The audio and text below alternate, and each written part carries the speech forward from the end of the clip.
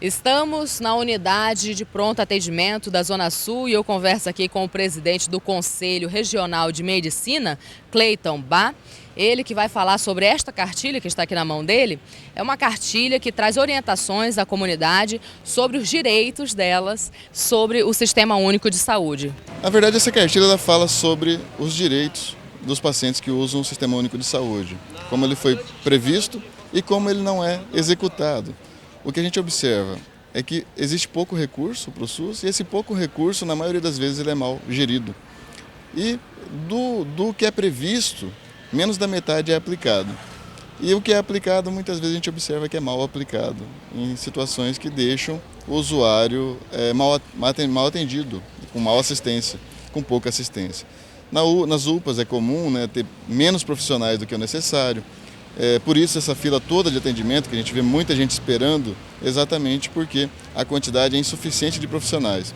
Ontem, por exemplo, a gente teve um problema nessa mesma UPA aqui, que a fossa está cheia e o laboratório está interditado porque está sobrenadando líquidos da fossa dentro do laboratório, o que se tornou interditou o laboratório por causa disso, né? Se tornou inviável o atendimento. Então são coisas que são mal planejadas. Parece que os canos que foram utilizados eram mais finos do que necessário. Então o pouco dinheiro que tinha foi mal investido com coisas pequenas. O cano, por exemplo, uma coisa tão barata, agora vai ter que fazer uma reforma inteira para resolver um problema que era pequeno. Então o que a cartilha tenta mostrar é que as pessoas têm direitos, os direitos são previstos na Constituição e na lei que prevê o SUS. Então elas têm que buscar esses direitos, porque só cobrando que a gente vai ter um dia um atendimento digno, uma resposta à população do tanto de imposto que a gente paga. E como a população vai poder buscar o direito? A partir do momento que ela lê essa cartilha, que está orientando o local ao qual ela tem que procurar o direito dela?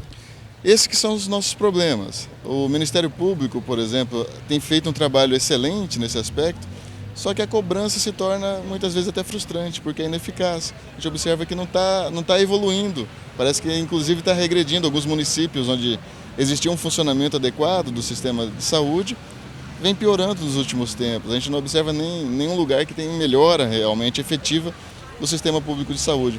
Isso que nos deixa preocupado, porque o dinheiro cada vez menos bem aplicado, menos bem investido.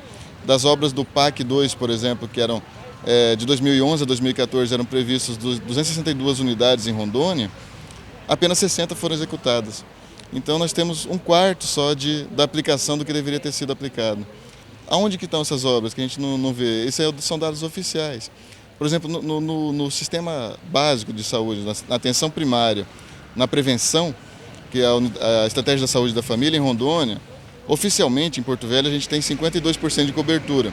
A gente sabe que na ponta do lápis, na verdade, não chega a 20% de cobertura da população. E essa cobertura ineficiente é que leva a situações de a pessoa ficar doente, por exemplo, muitas vezes porque não teve um diabetes controlado pela atenção básica, não teve uma hipertensão controlada.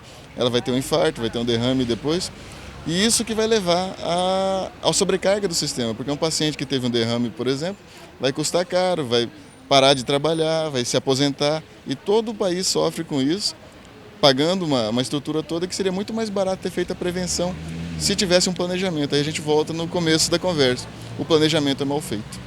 Então toda essa temática que o senhor levantou consta aqui na cartilha. Exatamente, aqui demonstra exatamente os direitos que os pacientes têm, que eles têm que procurar, essa é a verdade. O brasileiro tem que deixar de ser omisso no seu papel também de cidadão, de cobrar seus direitos. E os direitos têm que ser cobrados, o gestor tem que sofrer a pressão da opinião pública para assim executar e fazer bem feito. Muito obrigada pela sua entrevista com imagens de Juarez da Silva, Léa Castro para o Rondônia Urgente.